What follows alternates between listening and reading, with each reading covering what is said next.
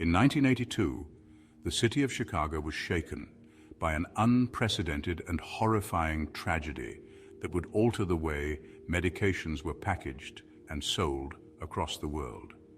It became known as the Tylenol Murders, an event that not only raised alarms about the safety of consumer goods, but also left behind a trail of mystery that remains unsolved to this day.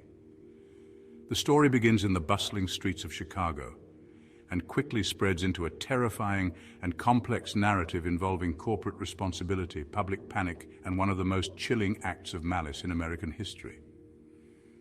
The sun rose on September 29, 1982, casting an ordinary light on the Chicago suburbs.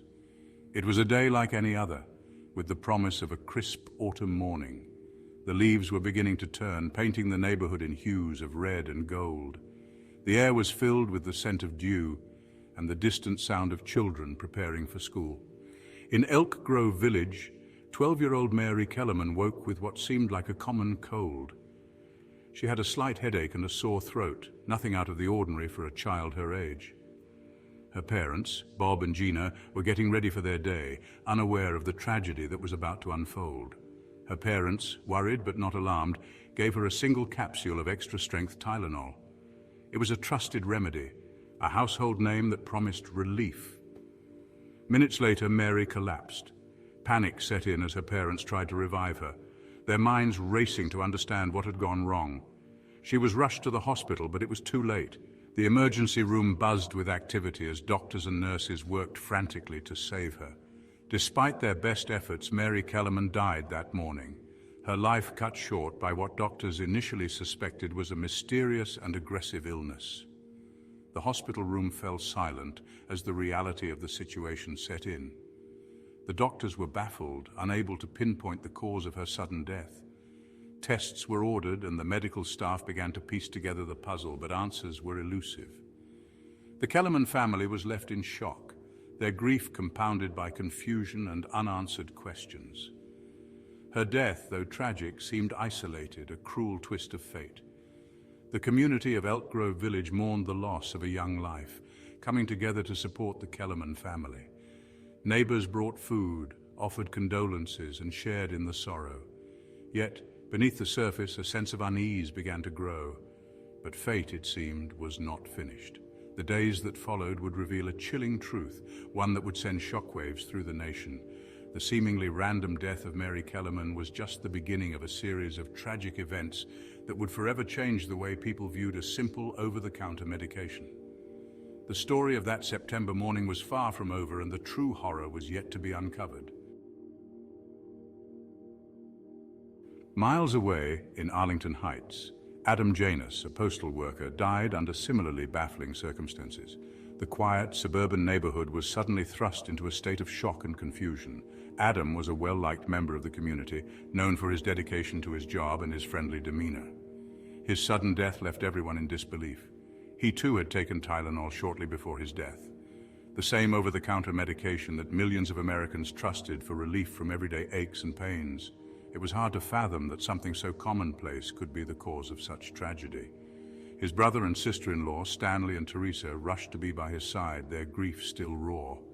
They couldn't believe that Adam, who had been healthy and full of life just hours before, was now gone. The hospital waiting room was filled with their sorrow and disbelief. Seeking solace, they each took a capsule from the same bottle Adam had used. They hoped it would help them cope with the overwhelming grief and stress of the situation. Little did they know they were sealing their own fates. Within hours, both Stanley and Teresa were dead. The hospital staff, already reeling from Adam's sudden death, were now faced with two more inexplicable fatalities. The emergency room was a scene of chaos and confusion as doctors and nurses tried to make sense of what was happening. The proximity of the deaths, all linked to Tylenol, was too much to ignore. Investigators were called in to analyze the evidence and determine if there was a connection. The Tylenol capsules were examined closely, and it became clear that something was terribly wrong. A pattern was emerging, a terrifying connection that sent chills down the spines of investigators and plunged the nation into fear. The news spread quickly, and soon the entire country was gripped by panic. People were afraid to take Tylenol, and the once trusted medication became a symbol of danger, and death. The shadow of these tragic events spread far and wide, leaving a lasting impact on the nation. The authorities, faced with a string of deaths that defied explanation, ordered tests on the Tylenol capsules. The results were shocking. The capsules were laced with potassium cyanide, a deadly poison that acted swiftly and mercilessly. The victims never stood a chance. The news spread like wildfire. Tylenol, a household name, a symbol of trust and relief, was now synonymous with fear and death. The invisible hand of a killer had reached into medicine cabinets across America, transforming a symbol of comfort into an instrument of terror. Panic gripped the nation. The news of the Tylenol poisoning spread like wildfire, creating a wave of fear and uncertainty. People were glued to their televisions, radios, and newspapers, desperate for any new information. The sense of dread was palpable as families worried about the safety of their loved ones. The once mundane act of taking a pain reliever had become a potential death sentence. People emptied their medicine cabinets, discarding bottles of Tylenol in fear. The sight of the familiar red and white packaging now evoked terror. Households across the country were in a frenzy as parents and caregivers frantically searched for any remaining capsules to dispose of. The fear was not just about the immediate threat, but also about the unknown. What other products could be contaminated? How could they ensure their safety? Hospitals were flooded with calls. Anxious individuals convinced they too had ingested the poisoned capsules. Emergency rooms were overwhelmed with people seeking reassurance and medical attention. The healthcare system was stretched thin as doctors and nurses worked tirelessly to address the concerns of the public. Hotlines were set up to manage the influx of calls, but the fear and anxiety were difficult to quell. The media, fueled by the public's terror, provided a constant stream of updates, further amplifying the sense of dread. Every newscast, every headline seemed to bring more bad news. The term Tylenol Murders became a part of the national lexicon, a grim reminder of the invisible threat lurking in medicine cabinets. The relentless coverage kept the fear alive, making it impossible for people to escape the anxiety. Johnson & Johnson, the makers of Tylenol, faced an unprecedented crisis. The company's reputation, built over decades, was now in jeopardy. Executives held emergency meetings, grappling with the enormity of the situation. They knew that their response would be critical, not just for the future of the company, but for the safety and trust of the public. The pressure was immense and the stakes were higher than ever. Their product, once a symbol of trust, was now at the center of a national nightmare. Tylenol, a household name, was now associated with death and danger. The advertisements that once promised relief and comfort now seemed like cruel jokes. The public's trust had been shattered, and the company faced the daunting task of rebuilding it. The challenge was not just to address the immediate crisis, but to restore faith in their brand. They acted swiftly, recalling millions of bottles of Tylenol from shelves across the country. It was a massive logistical effort involving countless workers and resources. The recall was unprecedented in its scale, but it was a necessary step to protect the public. The company knew that the cost would be enormous, but the potential cost of inaction was even greater. They had to show that they were taking the threat seriously and doing everything in their power to address it. It was a costly decision, but one they knew was necessary to restore public confidence.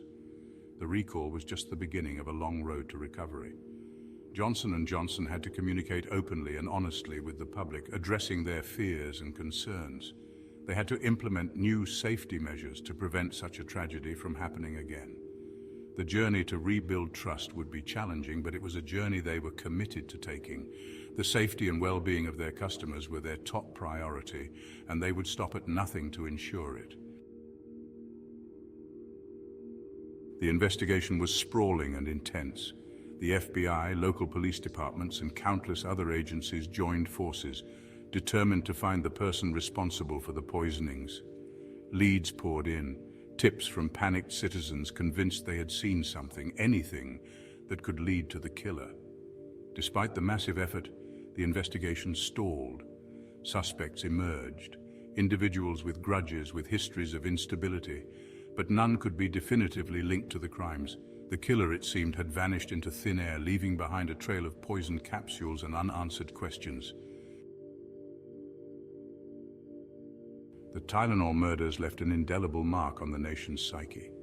The idea that something as commonplace as over-the-counter medication could be tampered with, transformed into a deadly weapon, shook the public's sense of security. The pharmaceutical industry in the wake of the crisis implemented sweeping changes. Tamper-proof packaging became the norm, a visible reminder of the tragedy and the need for vigilance. The days of simply trusting that the medication inside the bottle was safe were over. The Tylenol murders remain unsolved. The killer, despite the tireless efforts of law enforcement, was never brought to justice. The lack of closure has haunted the families of the victims, their grief compounded by the knowledge that the person responsible for their loved ones' deaths may still be out there. The case, though cold, has never been closed. Advances in DNA technology offer a glimmer of hope, a chance that one day the killer's identity might be revealed, bringing a measure of closure to a tragedy that has haunted the nation for decades. The Tylenol murders served as a stark reminder of the fragility of trust. In an instant, a product that had become synonymous with comfort and relief was transformed into an object of fear and suspicion. The impact on Johnson & Johnson, though significant, was ultimately surmountable. The company, through swift action and a commitment to transparency, was able to rebuild its reputation.